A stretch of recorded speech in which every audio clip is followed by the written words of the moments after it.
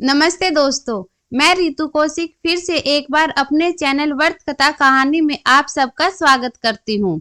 आपने हमारे पिछले वीडियो में जाना कि समुद्र मंथन क्यों किया गया और कैसे किया गया, और जाना कि समुद्र मंथन के पीछे का जो उद्देश्य था वो था अमृत निकालना। लेकिन समुद्र मंथन में अमृत के साथ साथ और भी कई रत्न निकले थे। तो आइए बात करते हैं समुद्र मंथन में निकलने वाले रत्नों की। समुद्र मंथन में सबसे पहले हलाहल विष निकला, जिसकी ज्वाला बहुत ही तेज थी। इस पर सभी ने मिलकर भगवान शंकर से प्रार्थना की। देवताओं तथा असुरों की प्रार्थना पर महादेव शिव उस विष को पी गए। हलाहल विष के बाद समुद्र मंथन में कामधेनु गाय बाहर निकली। वह यज्ञ की सामग्री उत्पन्न करने वाली थी, इसलिए सप्तऋषियों ने उसे ग्रहण कर लिया। कामधेनु में दैवीय शक्तियां थी और जिसके दर्शन मात्र से ही लोगों के दुख व पीड़ा दूर हो जाती थी। इस गाय का दूध अमृत के समान माना जाता था। सभी गायों में कामधेनु सर्वश्रेष्ठ है। समुद्र मंथन के दौरान तीसरे नंबर पर उत्सर्वा घोड़ा निकला। यह घोड़ा सफेद रंग का था और यह असुरों के राजा बलि को प्राप्त हुआ, और बलि की मृत्यु के बाद यह घोड़ा देवराज इंद्र ने ले लिया। उत्सर्वा का पोषण अमृत से होता है और इसे घोड़ों का राजा कहा जाता है। समुद्र मंथन के दौरान चौथे नंबर पर ऐरावत हाथी निकला। ऐरावत हाथी को शुक्ल वर्ण और 4 दांतों वाला बताया गया है। रत्नों के बंटवारे के समय इंद्र ने इस दिव्य युक्त हाथी को अपनी सवारी के लिए ले लिया था। समुद्र मंथन के दौरान 5वें नंबर पर कौस्तुभ मणि प्रकट हुआ, जिसे भगवान विष्णु ने अपने हृदय पर धारण कर लिया। यह बहुत ही चमकदार थी और ऐसा माना जाता है कि जहाँ भी यह मणि होती है वहाँ किसी भी प्रकार की कोई दैवीय आपदा नहीं होती। समुद्र मंथन के दौरान 6ठे नंबर पर कल्प वृक्ष प्रकट हुआ। यह वृक्ष सभी इच्छाओं की पूर्ति करने वाला था। देवताओं के द्वारा इसे स्वर्ग में स्थापित कर दिया गया। कल्प वृक्ष को कल्पद्रुम एवं कल्पतरु के नाम से भी जाना जाता है।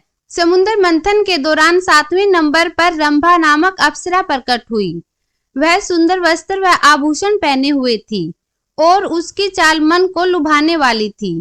वह स्वयं ही देवताओं के पास चली गई और बाद में देवताओं ने रंभा को इंद्र को सौंप दिया, जो उनकी सभा की प्रमुख नृत्यांगना बन गई। समुद्र मंथन के दौरान 8वें नंबर पर देवी लक्ष्मी प्रकट हुई।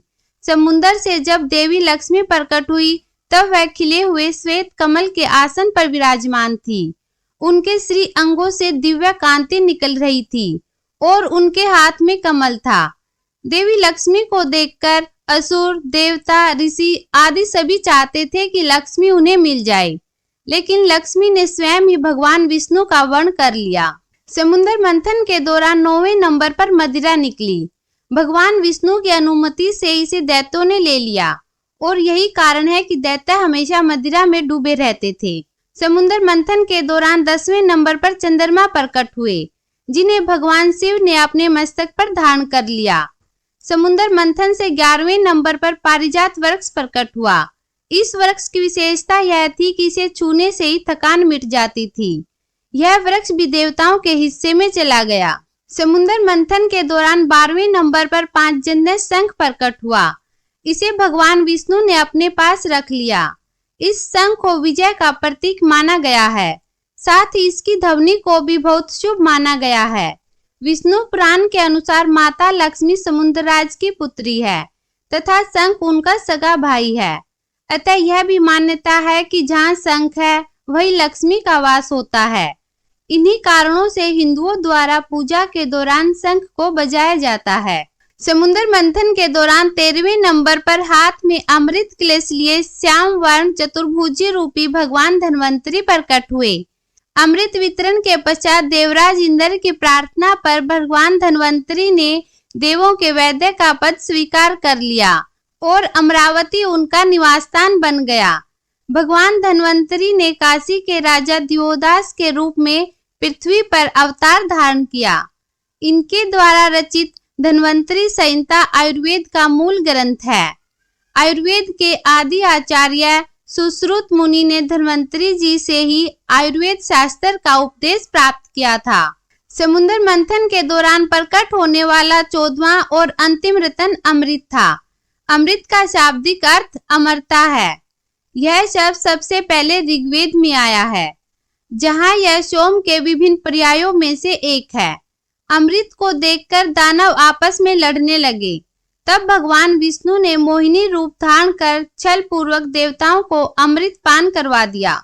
तो दोस्तों, हमने जाना कि समुद्र मंथन में कुल 14 रत्न निकले थे।